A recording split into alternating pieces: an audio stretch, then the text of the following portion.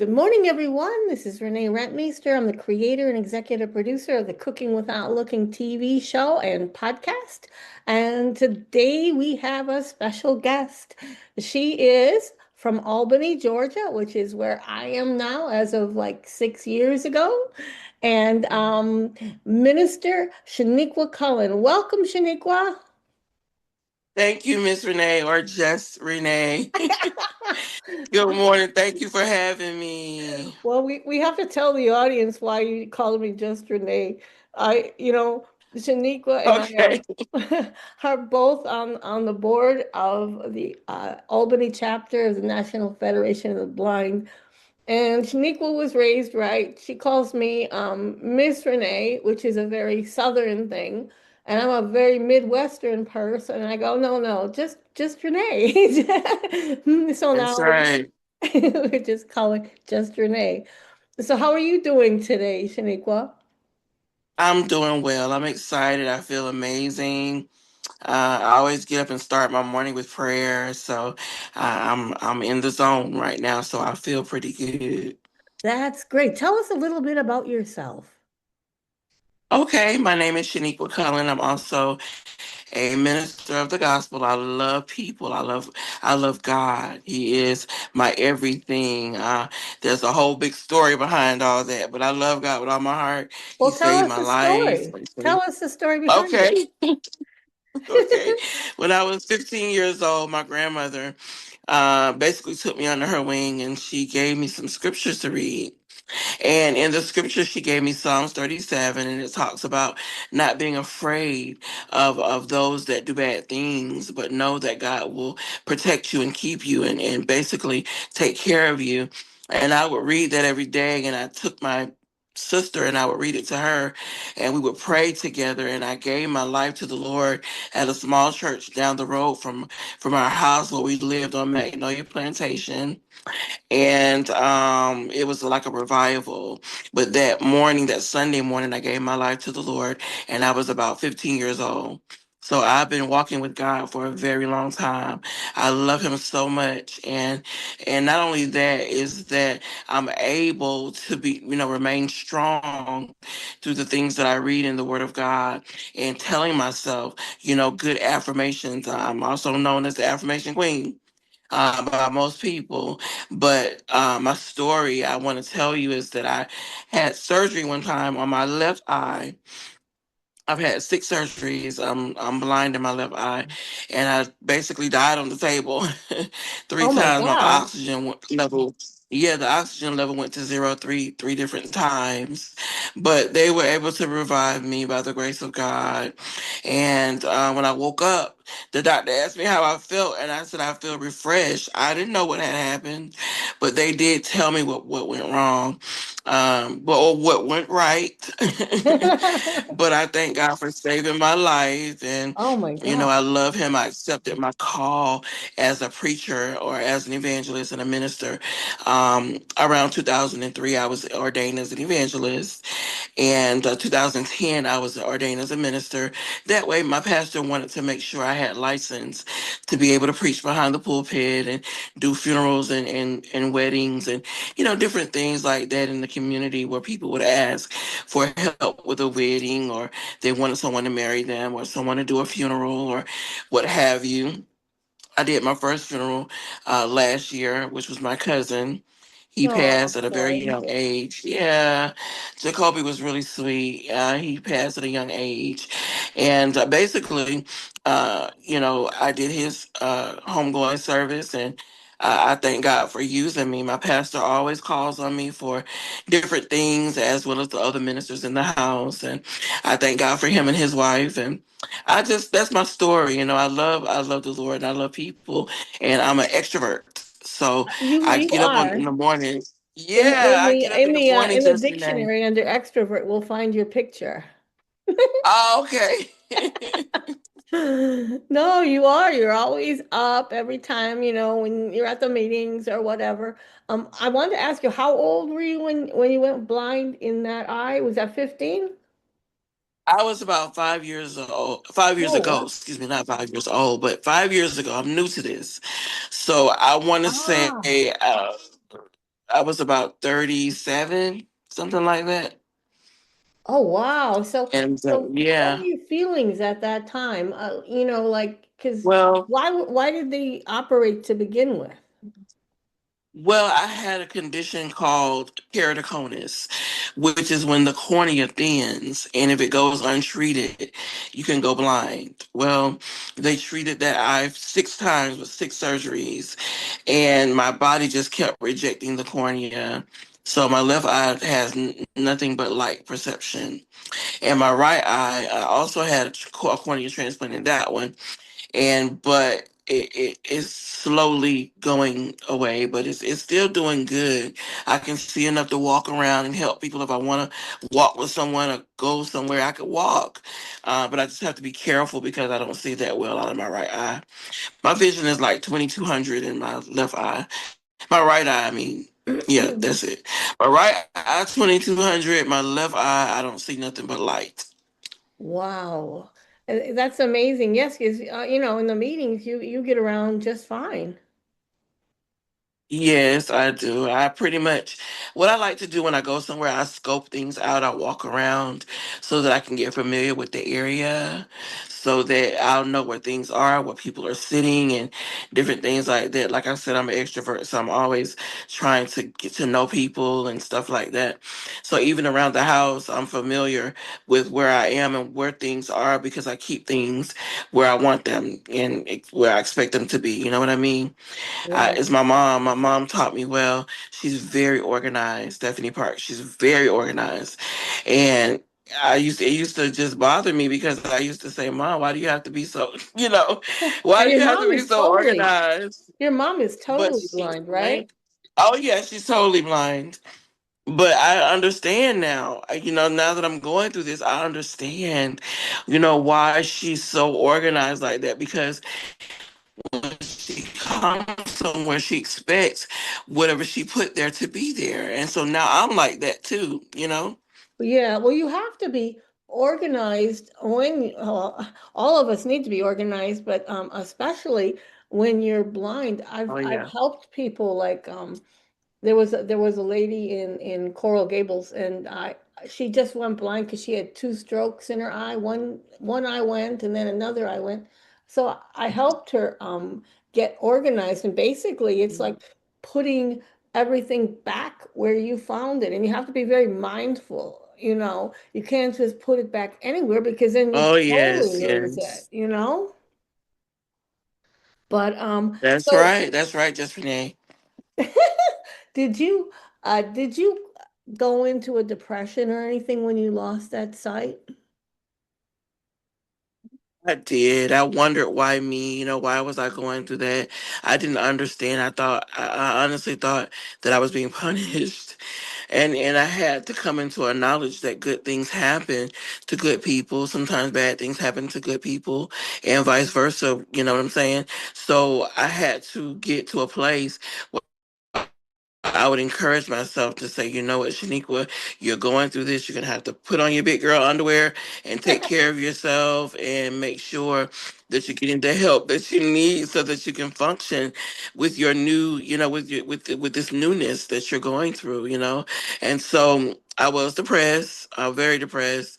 I would lay in the bed, wouldn't get up. I started to gain weight and different things like that. And my mom is so sweet. She just encouraged me day in and day out. It's going to be okay. And she said there's so many people who are walking around who were born blind. They never saw the day of light, but you Yeah, had the opportunity, she would say, to see light and to see the beauty in the day. And she said, just focus on that, focus on the good, the fact that you still have a little eyesight. So right. I did go through depression, but I'm better. I'm so much better. I have good days and bad days, just Renee, but I try to make the best. Yeah, I try to make the best out of my day. I get up and I say, you know what? God is going to do something really great for me today. Yeah, And I believe on that. And sometimes it's like the law of attraction. sure. You get out and be positive, and positive things will come to you. Exactly. Well, hadn't you seen your mom live with her blindness? Yes, ma'am, I have. but did that give you any hope or Oh because yes. no, seeing your mom, because your mom is a real Oh positive yes. person I too. saw both ends. Oh yeah, yeah. I had it on both ends uh of the spectrum. At one point, it gave me hope, and then another point, I said, you know what? I don't want to go totally blind, like my mom. I know what we have is hereditary, but I just decided it's a decision. We make a decision to just have hope, and that everything is gonna be fine and be okay, even though I'm going through this. This thing doesn't have me. I just have it. Right, right. And there was one person who I spoke with, and she said that once, she learned the skills of being blind, she actually didn't mind it now. I know that listeners are go, wait a minute, you're not blind. How can you talk that way? But this was a lady who said that once she learned the skills, it's like anything else in life. When we learn the skills of doing it, it wasn't, it gave her hope, but it also helped her get along and not be depressed about it. Oh yeah. Yes, it will do that for you once you learn how to, navigate life and navigate situations, navigate through the day, through the places that you go. Once you learn how to navigate it, it becomes easier. You become happier. You become, more grateful for things that you have, because I feel like when I lost my sight and my left eye, I was grieving my eyesight. Uh, But like I said, my mom was encouraging me, and she's like my cheat sheet, on life, on how to respond to difficult situations. sure, exactly. And then, what was I gonna say? I just, um, so did you take any classes or anything? Go to any sort of a lighthouse situation? Do they even have that in here in Albany? I don't know if they have it. I've made a couple of phone calls to see what kind of help I can get. Um, I don't remember the name of the place in Albany on Broad, but I did call them and they said I would have to go back to work Right, in order to get help with them. But I knew that that was be a challenge for me with my eyesight being the way that it is. But I know some places have the technology and things like that. But I just felt like I wasn't ready for that one. That working thing. You know what I mean? right, So what exactly. I did was I applied for disability and I got it. Hmm. Well, that's good. Yes, That's ma'am. good. Keeps you going and everything. Now, do you have any interesting stories you have since you've lost your sight in an eye and you're legally blind officially, right? Well, yes, I am. I'm legally blind officially. Yes. Do I have any good stories? Yes. My parents are known everywhere they go, and I'm always with them because I'm helping them and they're helping me. We just like helping each other. So when we went into Sam's one day, I was trying to lead my mom around because she's totally blind and I'm legally blind. And we met a lady there who's so sweet. She's like the manager, and she always greets us. And I was trying to find her, and I couldn't find her in the store. And when we finally did find her, my mom was like, "Yeah, it's like the blind leading the blind here," and so she just laughed. I thought that was cute. I thought it was funny when my mom said that. But when we go different places, like people are so excited to see us because of the outlook we have on life and how we laugh and smile with each other and have such a good time. One lady was like, "I love you guys. You guys are so funny." But we just, Yeah, you guys are. You guys are funny. It's sort of like it just bubbles over when you guys walk in. You guys are the life of the party. yes, yeah. Well, tell us, Yes, ma'am. you were the cooking you are the cooking without looking recipe of the day, and Yes, ma'am. you gave us a French toast, a recipe. Now, you are not only helping others, you are helping me because my French toast comes out like if you were to throw your socks into water and then just, leave them. Oh no. So you can help everyone, but you can help me too. Make the perfect French toast. Tell us about it. Okay. Well, I get me some eggs, just a regular egg, medium eggs, and I put like three in a bowl, and I pull out three. I use the honey wheat bread, and I basically slice the bread down the middle. So now I have six pieces, and I would put the ground cinnamon in my eggs and whip it up with the wire whip, and basically put on in a skillet or like a frying pan. I would put a little vegetable oil in there instead of butter, because butter can make it soggy if you're not careful. So I put a little vegetable oil in the pot or the pan, and I dip my bread in the eggs with the cinnamon. And once I dip my bread in there, I put it in the skillet, and I cook it until it's a little brown because I like my edges to be crispy. And I do it on both sides. And once I take it out, I put it on a plate, and I may cook some bacon on the side and have like the sugar-free lemonade, something like that. But that's how I make my French toast. It's pretty simple, but it's good. It's good. It's not soggy or anything like that. It just comes out crispy. And I use I think it's just the Miss Pearl syrup. That's what I use on my French toast, and that's it. Now, people often ask, when you're blind or visually impaired, how do you flip that French toast, or do you even flip the French toast? I flip it with a spatula. Sometimes it's hard for me to tell if it's brown on the other side, but there's a light above my stove, and I just turn that on, and I put a small little lamp on the side so that I can see a little better, and that's how I do it. I just flip it with the spatula, and it turns out really really good. Oh, that's great. That's great. What is it like? Maybe 3 minutes on each side, or a little more, a little less? A little more than just 3 minutes. I would say maybe 4 or 5 minutes. Because we're not cooking it on high or anything like that. I would put it on about five or six, the stove. Right. So about midway, right? Yes, ma'am. Now, how did you start cooking? Were you cooking before you lost your sight? Yes, I was, but I want to say, my grandmother, my mom's mom, was the best cook in the world, and she cooked so many things.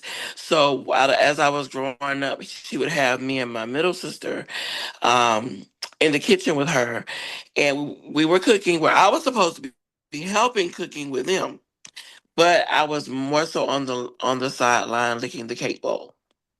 So.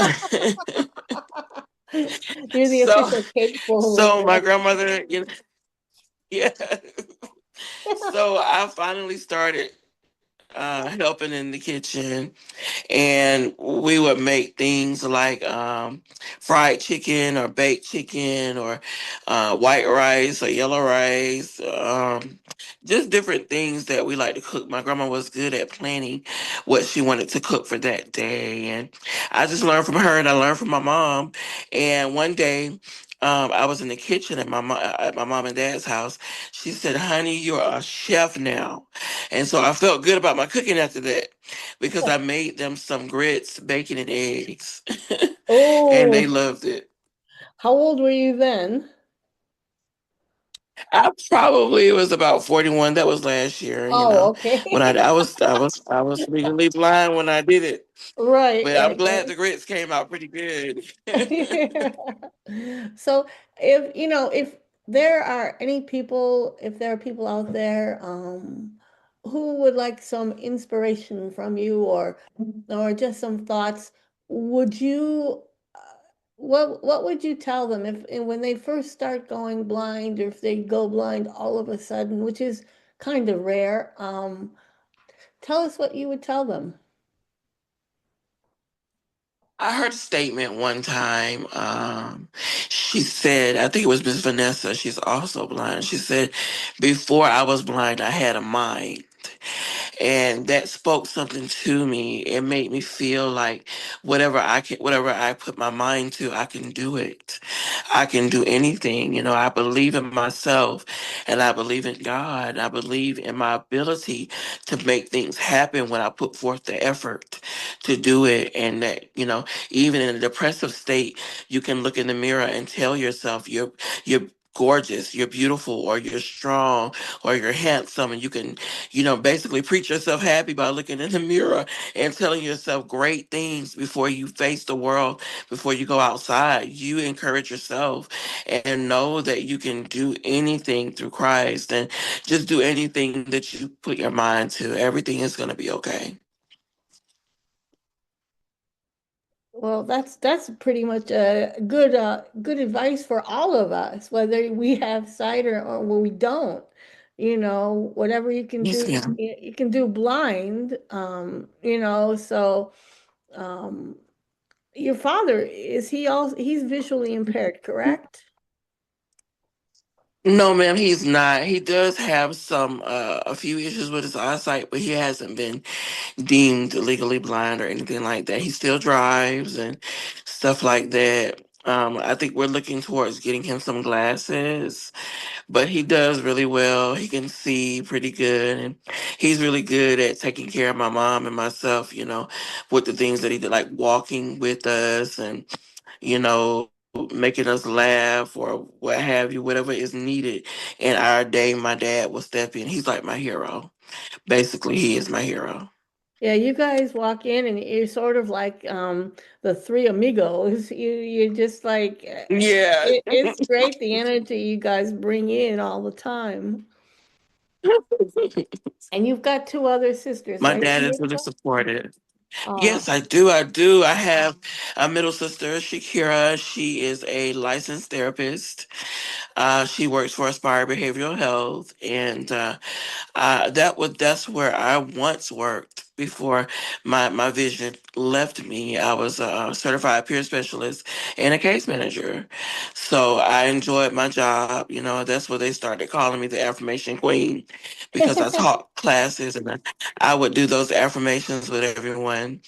But then our third sister, which is my baby sister, her name is Charlisa, and she's a registered nurse. She's working on her master's so that she can become the nurse practitioner. So I'm excited about what they are doing with their lives, and I'm so, so proud of them. They are doing their thing. They're living their best life. Trust me, they really are. oh, that's wonderful, wonderful. Well, thank you so much for being here today, Shaniqua. And Oh, everyone, thank you for having me. of course, I knew you'd be a fun guest. And Um, everyone can go to our website for Shaniqua's French toast recipe. It's Yes, www.cookingwithoutlookingtv.wordpress.com. And you can listen to our Cooking Without Looking podcast, which is what we're doing right now, anywhere you get your yes. podcasts. And we're on any Alexa enabled devices. So you can just say, Alexa, Mhm. take me to the Cooking Without Looking TV show podcast, or just Cooking Without Looking podcast. And I think it'll pop up. And we It will. yeah. And we have a Cooking Without Looking YouTube channel where anyone can see our Cooking Without Looking TV shows. Everyone on the show is blind or visually impaired, and you can get some hints if you're newly blind or if you just want to brush up on something or just enjoy your time. We've got like nearly 200 of those videos, and we shoot the show each month, so you can always be a part of our audience. And we also have a fundraiser going. It's our Cooking Without Looking, the official Cooking Without Looking apron. It's royal blue Oh, with wow. Yeah. what, Shaniqua? I said, "Oh wow, yeah." Yeah, it's royal You blue said and it that says, you have the yeah, apron. Sorry. It's got cooking without looking in white lettering on the top and two pockets so that if you have any like wooden spoons or anything you want to carry around with you while you're cooking, you can do it. It's $55 and all the money goes to helping us with our mission of changing the way we see blindness. So again, Shaniqua, thank you so much for being here with us. And I'll see you at the next Oh, meeting. thank you. Yes, ma'am. Definitely awesome. Well, you take care. Yes, ma'am. Bye, just Renee. God bless. Oh, bye bye. God bless you as well.